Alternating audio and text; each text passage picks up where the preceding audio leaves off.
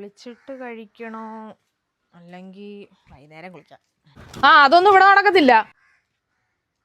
ഇല്ല അമ്മ, ഇപ്പൊ കയറി കുളിച്ചോളാം. കുളിക്കോ കുളിക്കാതിരിക്കോ അതൊക്കെ തന്നെ ഇഷ്ടം.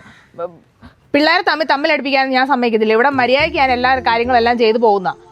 ഓരോന്ന് അവനെ പറഞ്ഞ് കേൾപ്പിച്ച് കൊടുത്തിട്ട് ഇപ്പൊ ഓരോന്ന് അവനും എന്റെ മുമ്പിൽ നിന്നൊന്നും ഒരു വർത്താനം പറയാത്തവനാ. പെണ്ണ് കെട്ടി കഴിഞ്ഞപ്പോ അവൻ എന്നാക്കി പറയുന്നത്? നീ ഇങ്ങനെ ഈ പിള്ളേരെ പഠിപ്പിക്കുന്ന പോലത്തെ പണിയല്ലല്ലോ ലിനിക്കുള്ളത്. ഇച്ചിരി കഷ്ടപ്പെട്ടുള്ള പണിയാ. അതുകൊണ്ട് ഞാൻ തന്നെ പറഞ്ഞു ഒന്നും ചെയ്യണ്ട, ഞാൻ ചെയ്തോളാന്ന്. ദണ്ണമുള്ളവൻ എന്നോട് പറയണം. അവന്റെ ചെവി പറഞ്ഞല്ല കേൾപ്പിക്കേണ്ടത്. ഞാൻ എന്തോ ചെയ്തെന്ന് നീ പറയുന്നു?